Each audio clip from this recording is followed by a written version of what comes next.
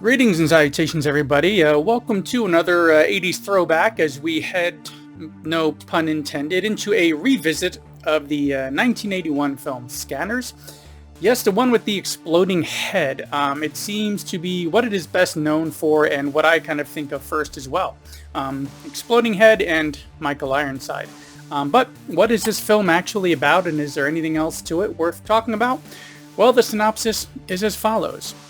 A scientist trains a man with an advanced telepathic ability called scanning to stop a dangerous scanner with extraordinary psychic powers from waging war against non-scanners. Written and directed by David Cronenberg, this one is quite interesting. I know I'd seen it way back in the day, in the home video days of the 80s, and even more recently at some point, but it had been a really long time, and I guess that last time I must have just had the film on while multitasking around the house or doing something else, or maybe HBO Max just had it listed as having me watched it, because on this viewing, aside from that exploding head, most of it felt brand new to me. I'd pretty much forgotten everything else about it, so it must have been a really long time. But anyways, as the synopsis says, there is a dangerous scanner played by Michael Ironside who is planning this war against normal people. This group of scientists comes across a man with that same ability who's been having some issues with it. He's hearing everyone's voices in his head, for instance, kind of driving him crazy. He's been trying to cope, but has been accidentally hurting some of the people around him, and they recruit him in a very, kidnapping kind of way, so they can train him to use his power, how to focus it, bring out thoughts from other people, control them perhaps, and so on. They even have a drug which can be used to kind of quiet his brain, so to speak.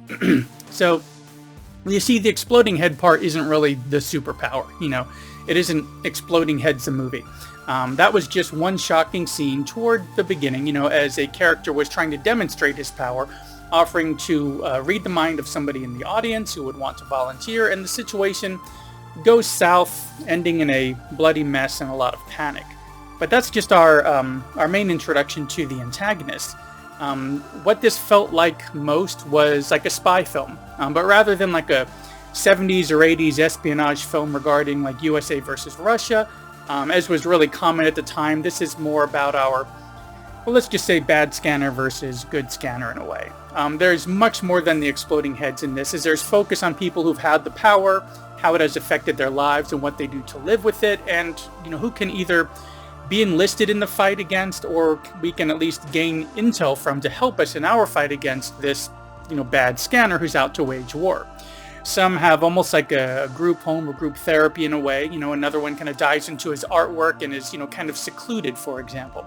And aside from the exploding heads, we have the reading of minds and the controlling of others as well, which makes things tricky if you want to take one of them out. They can read your mind and know what you're planning to do. And even if somehow you get the jump on them, they can dive into your mind and make you let them go or attack somebody else, or any number of things with having that level of control. So this was surprising to me, as all I remembered was the exploding head.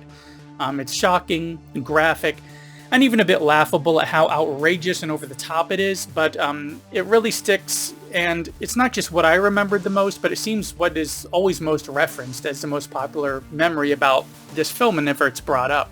But upon rewatching this and kind of taking it all in, I really enjoyed the rest of the film outside of that exploding head scene much more than that scene alone. That was just a minor but really awesome spot of gore on top of what's such a great cat and mouse kind of spy game. This idea of not just us normal folks versus the scanners, but this idea that there's antagonistic scanners like Ironside's character as well. This threat of a looming war he wants to start, seeing himself and other scanners as the evolution of human beings in a way. Of course, being in the early 80s, they have some computer events happening which are very unrealistic, but are nice addition to the story, that it gives us some pretty explosive, if somewhat silly scenes to kind of add some excitement toward the ending there. And there are still some really nice twists and reveals towards the end as well, as quite the awesome scanner battle. And I'm not just talking two characters staring at each other over and over with menacing looks on their face as they read and attack each other, but a little bit more graphic, some very vein-pulsing, neck-craning, head-throbbing, blood squirting violently with bulging eyes and such.